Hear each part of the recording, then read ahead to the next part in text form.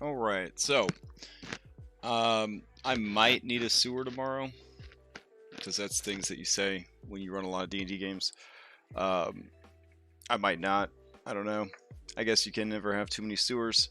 So in this video, I'm going to build a dynamically lit sewer. I'm going to use a prefab map. I have a sewer tile set, but I am just too tired to randomly arrange sewer passages into some discernible pattern of order. Alright, I like to build things in my test server, so I'm going to go to my test server. I recommend if you are running more than one game, or I don't know, running any games, you build a test server to build your maps and stuff in. It creates like a centralized location that you could pull assets from if you have a transmog tool. So let's jump into it. And I think this server is actually getting a little bogged down because I've built so many maps on it. I may have to start like archiving it into like you know, I don't know, alphabetical or something. Yeah, you can see it's taken forever to load. A Roll20 server, it always tries to load everything when you try to first log into it. So the bigger and more bloated the server becomes, the harder it is for people's browsers to load up. By the end of Scales of War, which was a huge campaign that ran for over like 2 years, right before the last session, the whole server was basically crashing because it was so bloated with content. I had to just start like throwing things off the side essentially. All right, so I want to build a new map. Let's see, maybe a 50 by 50 will be enough. So I'm gonna take one of my templates, I guess, and I'm gonna duplicate it. When you duplicate a page, you are only duplicating the settings of a page. You are not duplicating anything else. Always remember that. Don't have hope in your heart that you could successfully duplicate a page. I might make a video at some point about how to secretly duplicate a page, but we're not covering that today. Alright, I'm going to double check my settings. 50-50, black background with gray grid. Grid's enabled. Grid's the correct setting. Dynamic lighting's on by default. We're not touching Fog of War, Advanced Fog of War. Decent opacity. We're not playing any music. Good. The page is ready to go. I'm going to click on it. I'm going to change the name to... I mean, it's technically Daggerford Sewers. Big spoiler. So I'm going to do DF Sewers. Now, I was tempted to find the OG maps of the sewers of Daggerford and actually recreate them, because they are like, I guess, a historical site or something, but I'm not going to do that. I have about 100 different sewer maps because map makers think that, I guess, you don't have a sewer map to use, or that they can make a better sewer map. I've got like 3 or 4 sewer maps, maybe 5, from the same creator. That's how many sewer maps are out in the wild. So this one is from Heroic Maps, my favorite map makers. Let's drop it in here. It's called the Dark Sewer, which, I mean, pretty sure they're all dark, but hey. Oh yeah, that was from a Beholder Hive dungeon. The whole dungeon was just beholders. It was a mistake. Yeah, there should definitely be a limit on the number of beholders you could ever run, period. I'm over beholders.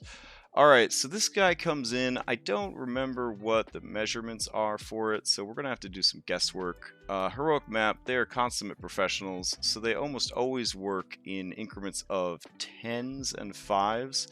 If I had to guess, I would say this is a 20 by 40. So I'm going to right click on it. I'm going to go to Advanced. I'm going to go to Set Dimensions. From pixels, I'm going to drop down to units. I'm going to say that it's 20 wide and it's 40 tall. Okay, it stretched out horribly, so we know that it is not 40 tall, so it's probably 20 by 30. There we go, that's better.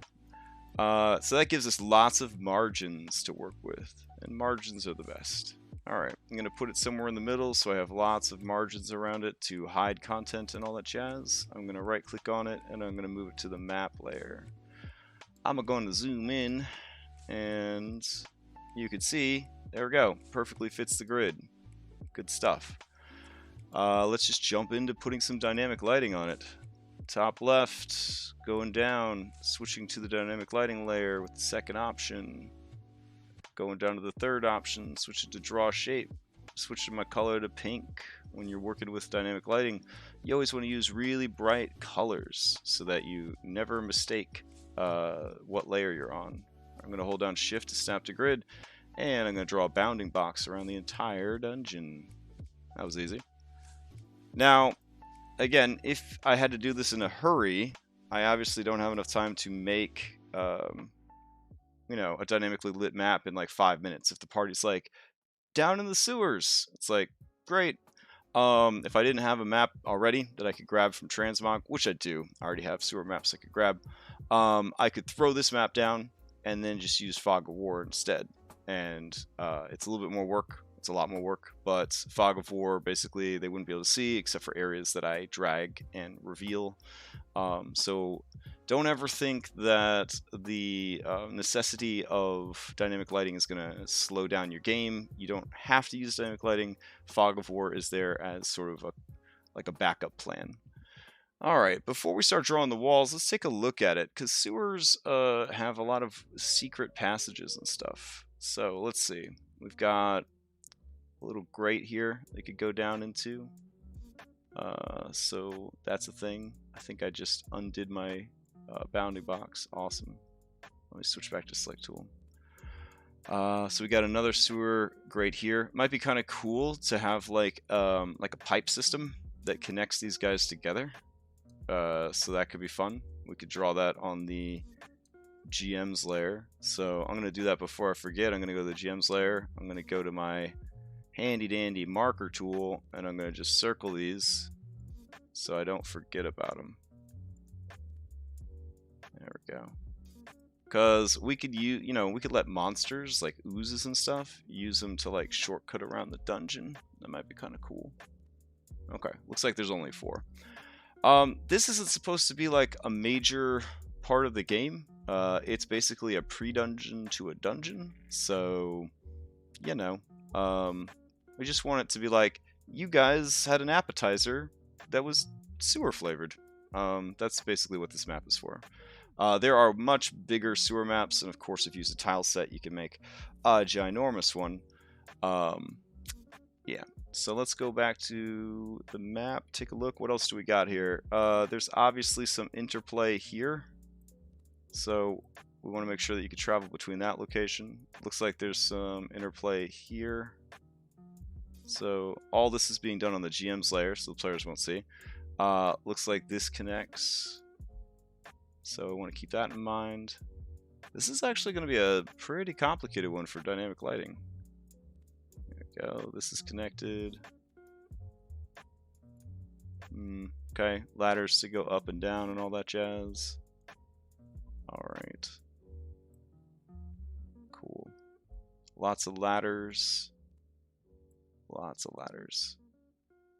Okay. Here's another interconnecting area.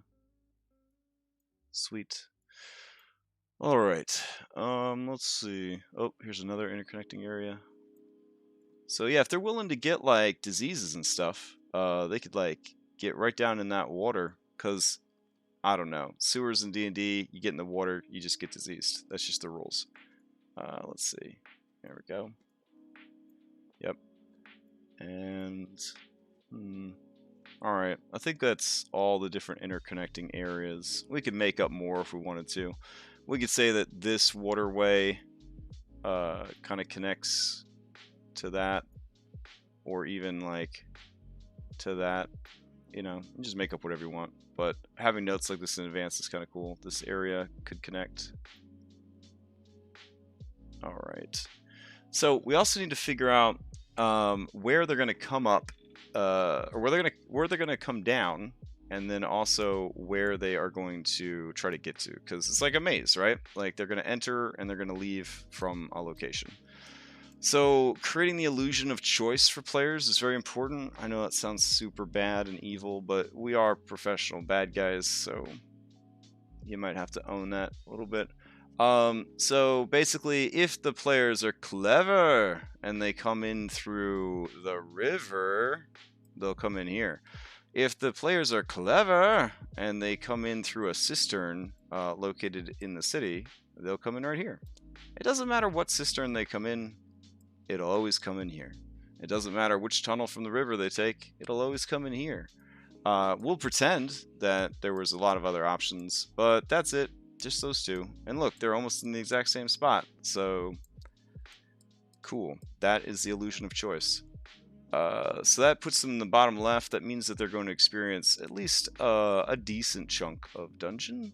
Now, obviously, if we wanted to get the most bang for our buck out of this, we would either just have them follow the sewer and then just kind of pop out over here.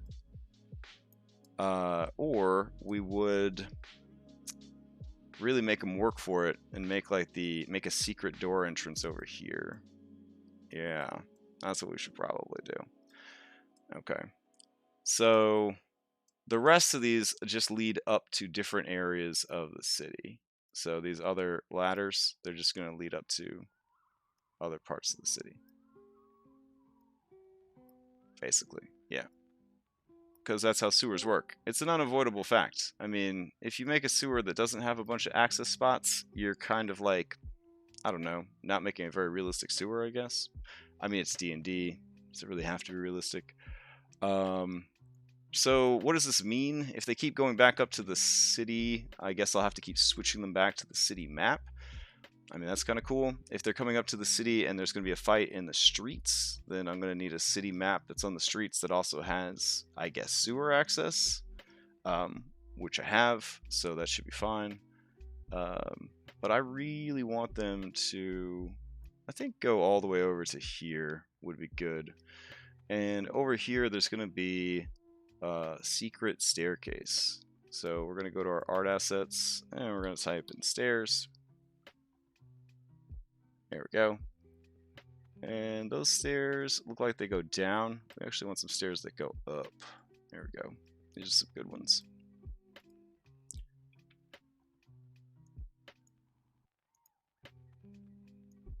There we go. Because I guess, you know, light is the top of the stairs, and dark is the bottom of the stairs. Alright, cool. And we'll move this to the map layer so they can see it. So they come in, they find stairs, the stairs lead up. Sweet. Alright, this would also make a good spot for a guardian. So we're already thinking ahead to guardians. We're on the GM layer. I believe I was going to do a Hydroloth because fiends are at work here. So I'll go over to my compendium and I'll type in Hydroloth. And we'll drop one of those cuties down there. Oh, so cute.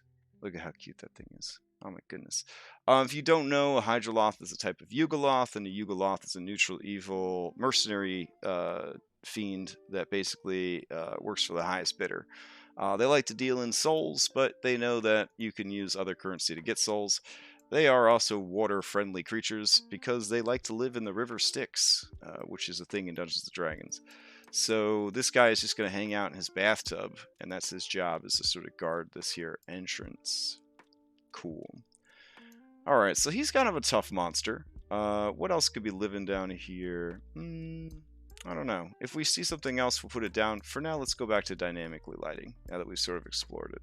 So I'm going to go to the top left. I'm going to mouse down to the second option. The fourth one down, dynamic lighting. It's got a little flame thing. Third option down, we're going to go to polygon tool. We're going to make sure we have this nice pink line, and we're going to start tracing this dungeon. Now, I love rogue maps, but because they are so cool, snapping the grid on them doesn't do them justice, so I am going to freehand this one. So here we go.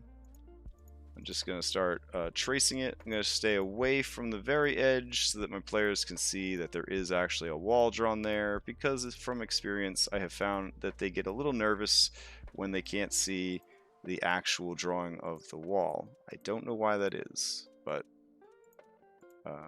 When they see the dark abyss of nothingness, they do not think it is a wall. They panic. Alright, so let's go ahead and trace all this. There we go. And I could use a smaller brush probably, but it's fine.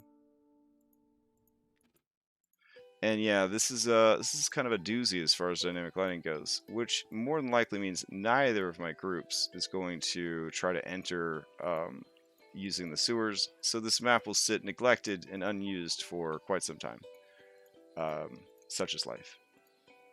I can't recall if maybe this map is used for something else, like maybe it's like a Hero Quest map or something. I don't know.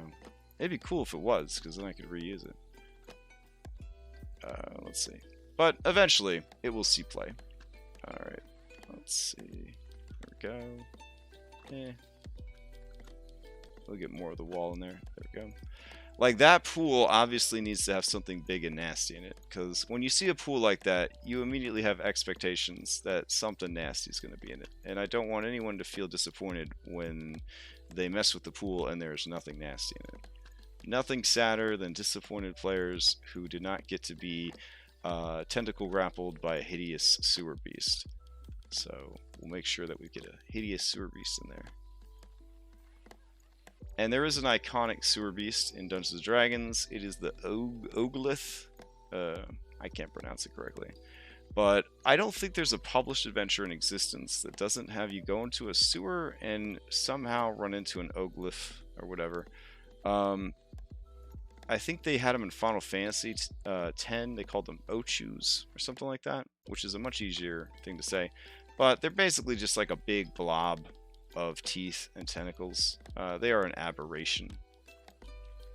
Let's see. So this is a secret door situation right here. So we'll go ahead and respect that whole secret door situation by not closing it off. There we go. And we'll just follow the path of the wall some more. So far so good on this. I could be ending my lines more frequently to make it easier for people to smash through walls, but I don't know. I don't want to start encouraging that kind of behavior. Alright, still following it, going up, tracing it. Here we go. Here's apparently a sewer fall.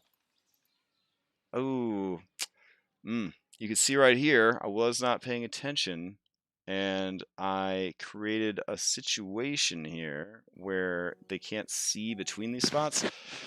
That's not necessarily a bad thing.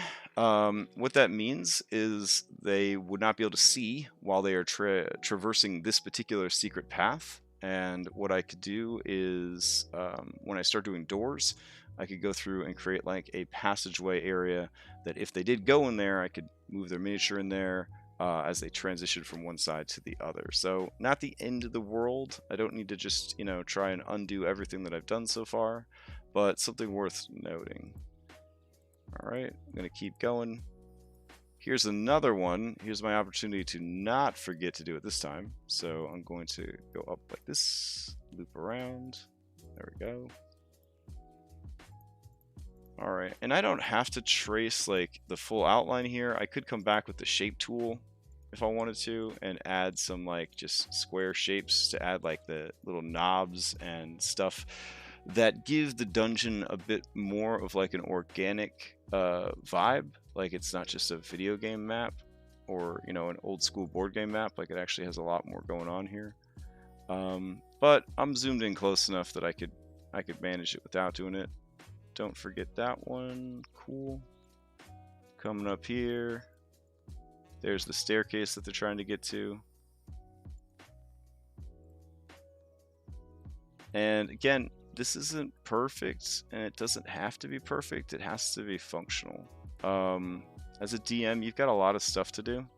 Like a lot of stuff to do. And the more time you spend stressing about things being perfect, the less time you're going to have to prep other stuff that you need. So especially if you're not even sure they're even going to go to this map that you're working hard to dynamically light, you definitely don't need to stress how perfect the map turned out. On that note, you could just have the map ready with Fog of War and not stress the dynamic lighting at all, but as weird as it sounds, it's kind of relaxing for me to do some dynamic lighting sometimes. So here I am, basically pruning my digital bonsai tree. Yeah. All right, we're gonna end the line here by right-clicking, and that was a big old line. Oh my god. Look at that. Wow. Okay, and then we're gonna jump back in, and we're gonna freehand this one as well. There we go.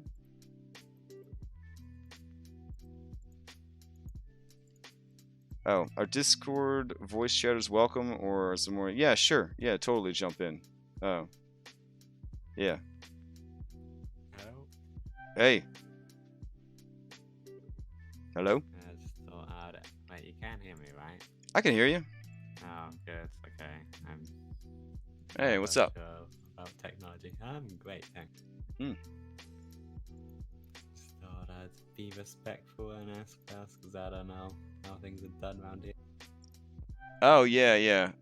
If I'm like recording, if I'm using Discord to just like steal sound, essentially, I'll like be on a different channel. So if I'm up on the community one, then it's like anybody could jump in, especially if they have questions about like what I'm doing or whatever, and it's easier to just ask than to type, because I get pretty into what I'm doing and I forget to check the Twitch chat. So Well, I have one question. sure. How do you go back a step? Oh, how am I reversing my direction? I'm using Well, Control Z, like that. So if I made a line that I didn't like and I needed to go back, you do Control Z. You could just Control Z. Oops. Yep. Should have thought of that one. Well, at first it wasn't very good. For a while you could only go back like 1 or 2 steps, but they seem to have done something in the recent update where you can go back really far, which is kind of cool. So yeah, it's definitely improved the quality of life for doing dynamic lighting. Yeah, there's a lot of my dynamic lighting maps where I keep the lines short and then I cross them over just so that if I fuck up, then yeah, exactly. And I don't have to redo as much. Yeah, I like doing like as long a line as possible, because in the early days of dynamic lighting, complete lines were a more secure way to keep people from like phasing through walls.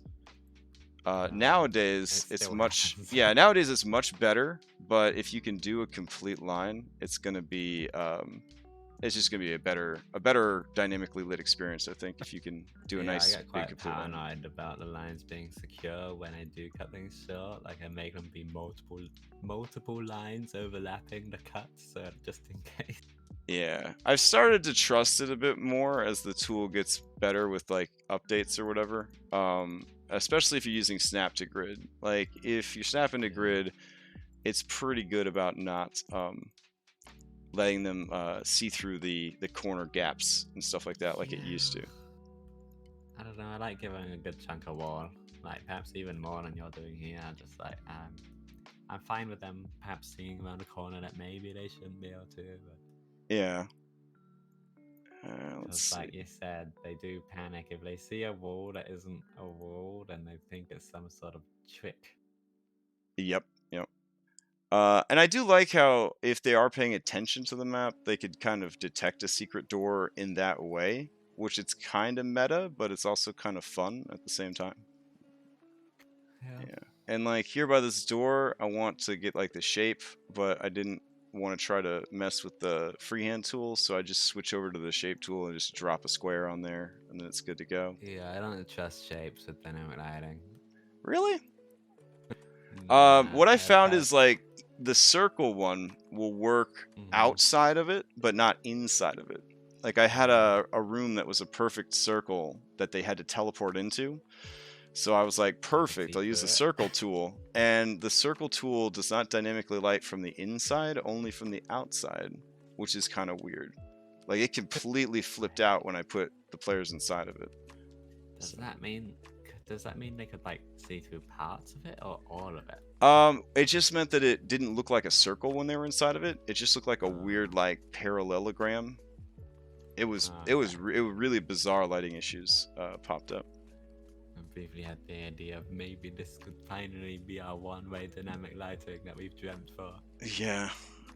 There's, I feel bad. There are a lot of better programs out there. Like on the Facebook communities, when people ask like what to use, you get like the Fantasy Ground Bros, and they just kind of like stomp all over everybody, and they're like, Fantasy Ground's the best. If you don't use Fantasy Grounds, you're a loser. PC Master Race, that kind of thing. Yeah, and it's like that's cool, but a lot of people don't have a computer that could run Fantasy Ground, don't understand how to install Fantasy Ground. It's actually hard to run. Right, exactly. Like the learning curve for Fantasy Ground, in my opinion, is even higher, especially for the players, than it is on Roll20. So the DM's always going to have to work harder than everybody else, which is just unfortunately part of the gig. But that's why more and more like DMs are like basically asking for compensation to run games, because the standard keeps getting higher and higher too for what people are expecting from a game.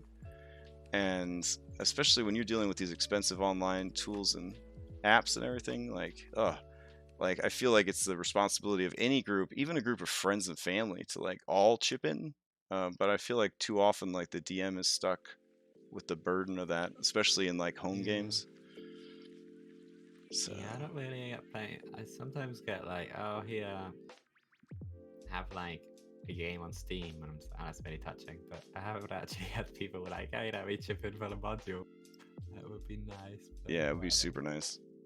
All right, I don't think do like hate stuff, but that's because I'd be too paranoid about them not delivering the quality. Yeah. So let's see. Now we're gonna fill in with shape. There we go. And I think if we want to get a cool effect for these sewer grates that you could kind of see through, we're gonna switch to a much smaller brush, and we're gonna switch to green so that it'll stand out a little bit more. Yeah. Anytime green. There we go. Oh, it's running so slow with all these people using it now. And then we'll do 1, 2, and 3 bars. There we go. And oh, that one's a little small. There we go. And then we'll select all 3, and then we'll paste them on all the horizontal grates. So let's see, there's one. This one's a little bit more secret. That is a horizontal or a vertical. Are there any more horizontals? No, I guess not. Okay. Then we'll go ahead and paste it over here, and we'll zoom in and we'll rearrange them. There we go. And fortunately, shapes don't snap to grid, because that would be super obnoxious. And let's see, grab the whole group, copy it, paste it down here. And what else do we got? Let's see. I think there was one more. Here we go. Sweet. And this one. And that'll be a cool lighting effect, because they'll be able to like peer through and see, but they won't be able to fit through. I mean, of course they'll send all their familiars and stuff through, but now we got to go ahead and add doors. So we're gonna go back to a thicker line, and I just like using shapes for doors now because they're much easier to grab, and you can also resize them to make it look like they open to the door. A lot easier than dealing with just a line tool. So let's see. I feel like 2 treasure chests that are just down in a dungeon, those are mimics. I can't imagine people just leave. One of them has to be. Yeah, I can't imagine like leaving like real treasure chests down here. That's just stupid. So let's see. of course, the big thing now on the Facebook communities is can you use Eldritch Blast to detect mimics? Since Eldritch Blast can't target objects, so every time you try to It's an shoot a object chest, form. yeah, it says That's it's what it calls itself. indistinguishable. Yeah, my stance is I would let you use Eldritch Blast to blow shit up because blowing shit up is cool. Yes, Yeah, it's a so force damage, right? So yeah, I don't really care if you hit an object with Eldritch Blast. Like, go for it, blow up the whole world. That's fine.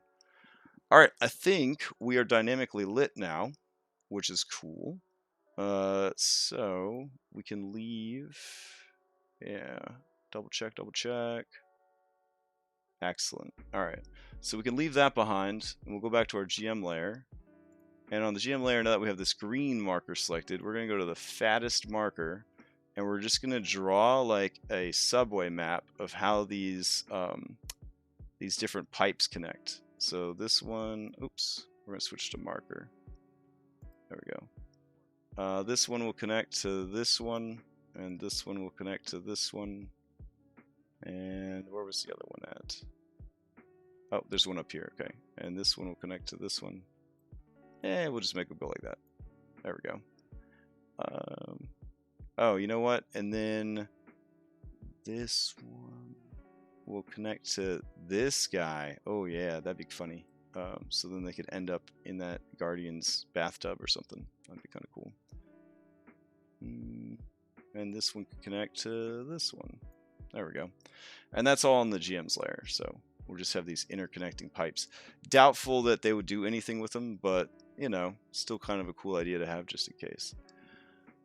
All right, so we talked about there being a ode to look or whatever the hell it is. I think I just yeah, I just used one in Storm King's Thunder. So I'm gonna go over to Storm King's Thunder and just steal it rather than set it up all over again.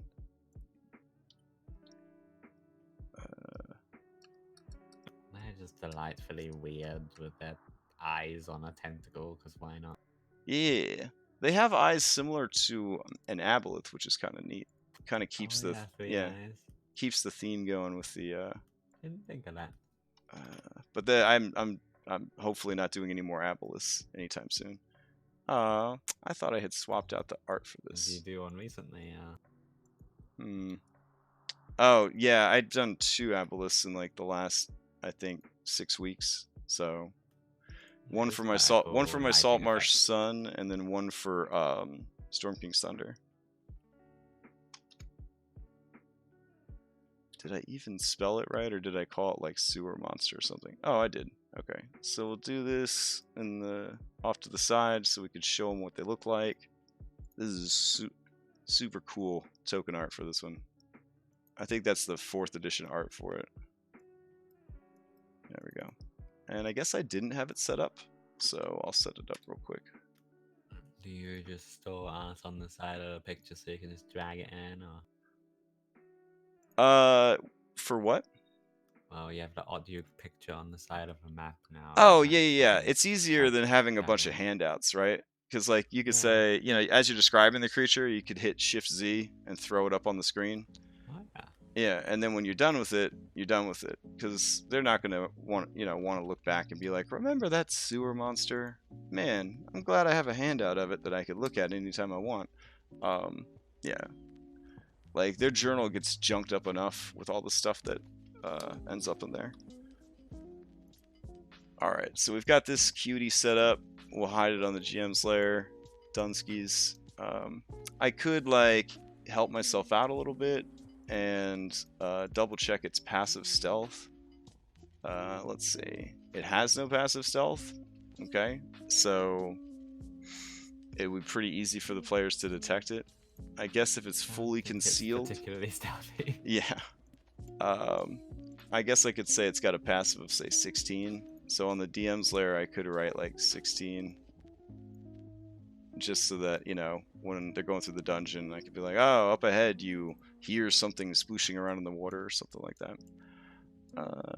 So we've got that. We've got the little boss guardian. We know that these are going to be mimics. So do I have mimics already? Nope. Okay, so I'm going to bring those in from my monster manual real quick. So I'll go to transmog and go to my monster manual.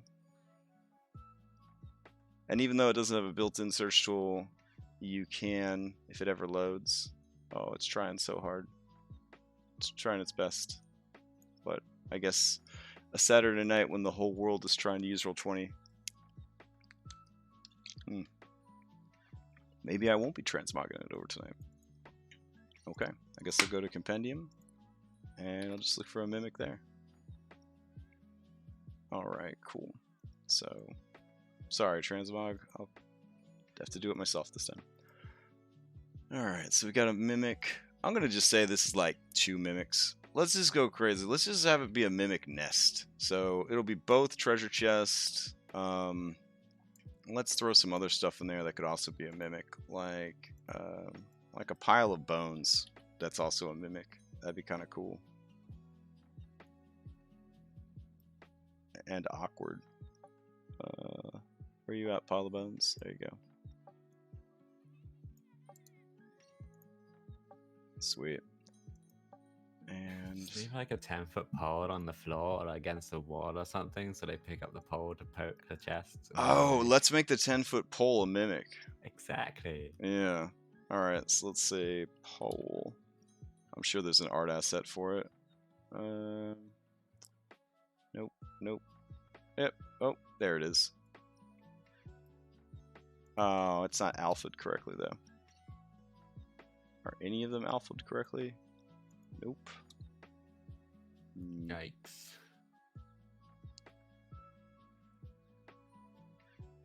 You know what? It'd be more sinister to just describe it than to have it on the map. Then they'll be more likely to pick it up. So I'll just put a note to remember to do that. 10-foot pole. Yep. Alright, and so we know that these are going to be mimics, so let's get them better artwork. I mean, as artwork goes, that's one of the better artworks, I think, but yeah, we'll go with this guy instead.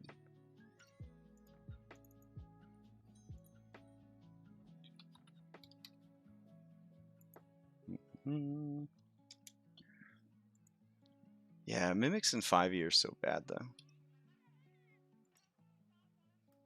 They're only really useful until, like, I'd say they're good first and second level, and after that they're kind of a cakewalk, I feel.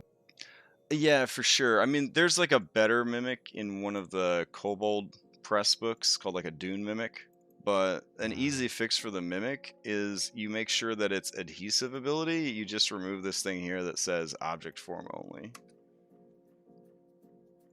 And it's fixed. Just like that. So now they're sticky no matter what. And that changes everything. Then if they hit with any of their attacks, they also immediately grapple them. Because I don't know why it would stop being sticky when it turns into itself. Do you know what I mean? That's bad. Yeah. So we'll put 4 mimics live in here. This is their little mimic nest. Love it. Okay. Let's see. Any other cool stuff that we could have in here? It doesn't always have to be about fighting stuff. Let's see. But if you put puzzles, they can burn up a lot of time in the session, but not in necessarily the best way.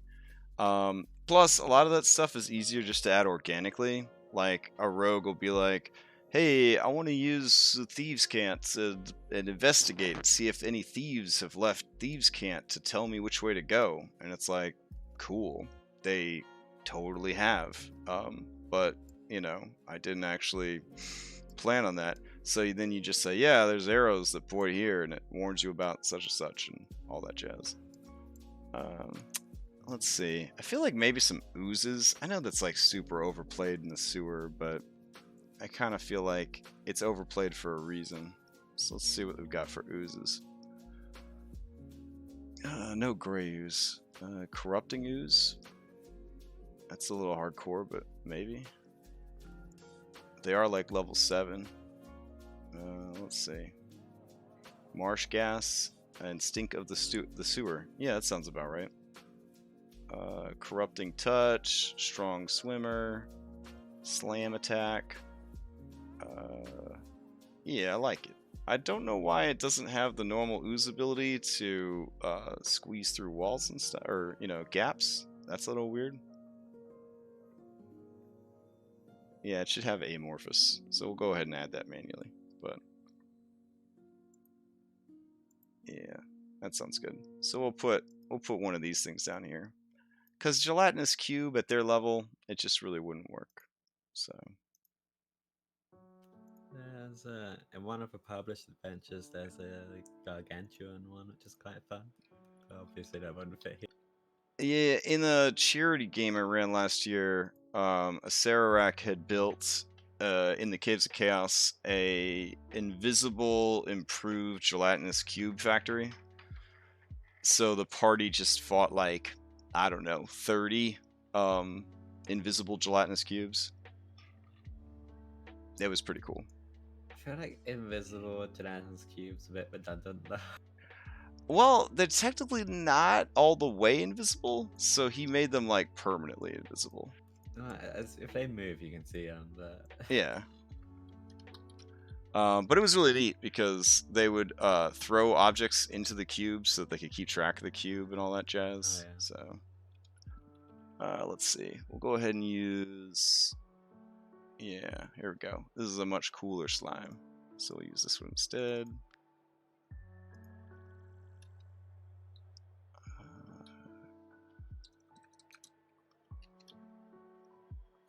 Warcraft sign. Let's see. What is ooze being stored under? Is it... Oh, there. Ooze comma. Okay. I also technically need to make a crypt at some point. Which I think I have a crypt. A crypt is another one like sewer where there's like 500,000 crypt maps already out there. Plus I have a tile set for making a custom one. So, or I could not make a complicated crypt and have crypt be like the right choice to make to sneak into the place they have to get, and they just basically go in and there's like no spooks or anything, and it's just like you chose the correct door of like the different doors you could choose. I kind of like that actually. So.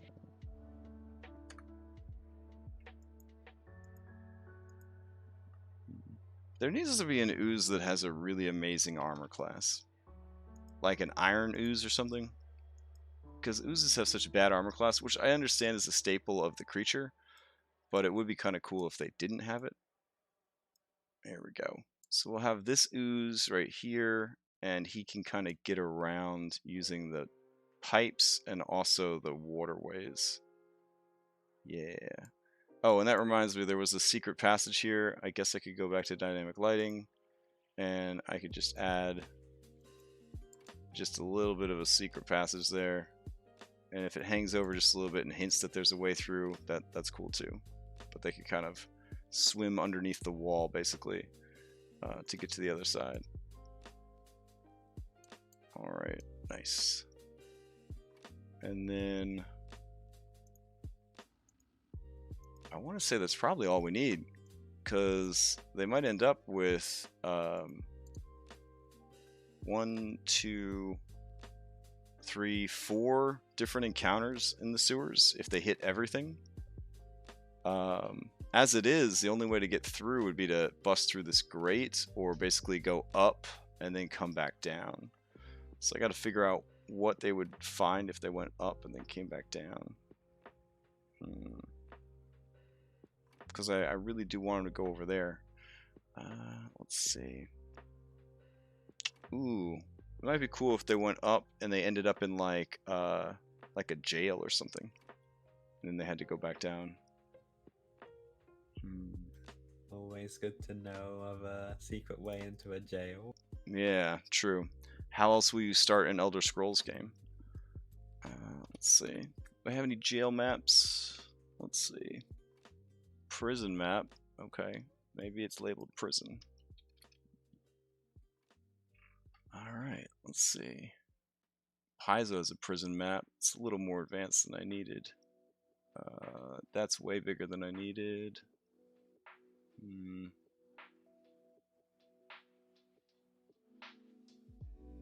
Alright, I'm gonna have to go to Google Drive, see if I got anything. Let's see. Prison.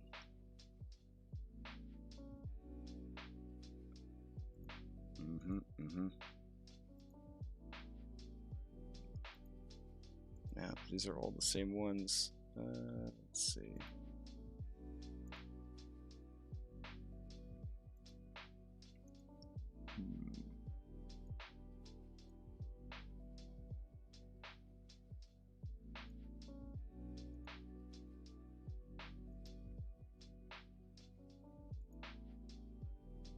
I could just have it go up into a room higher up in the sewers, like a maintenance room or something, and then they could go back down. That could work. Let's see.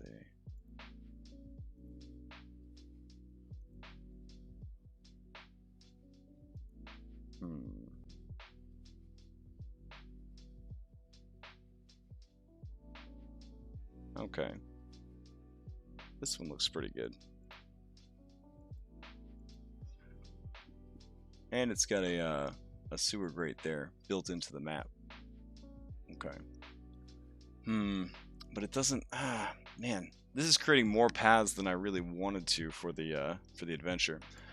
So I think what I'm gonna do is, even though earlier I mentioned that having access to and from the sewer was important, I might remove some of these ladders to prevent that excessive amount of exiting from happening. So what could I do to sort of collapse this stuff and remove it? Because I'd prefer it actually run a little bit more linear than this. Let's see. Because they're... Man, it's a tough choice. I might have to bust out a second sewer map. Ugh, this is getting unnecessarily complicated. Which I guess is something that happens. As part of the original map, or? Let's see. We got sewer hideout, sewer this, sewer that, another sewer. Man.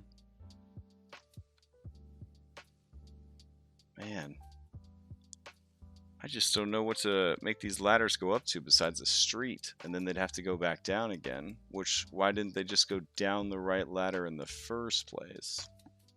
I could just have caved in areas covering up the ladders. It's kind of a cop-out, but it would definitely save me some time. I think that's what I'll do. Alright, so we'll go over here and we'll do some rubble. Some good old rubble. There we go.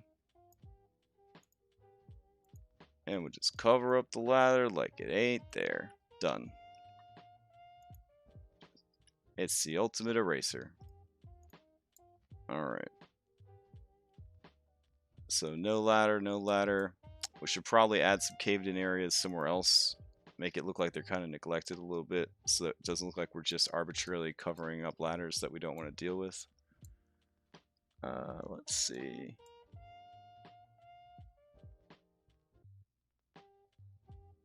And we'll cover this one up as well. There we go.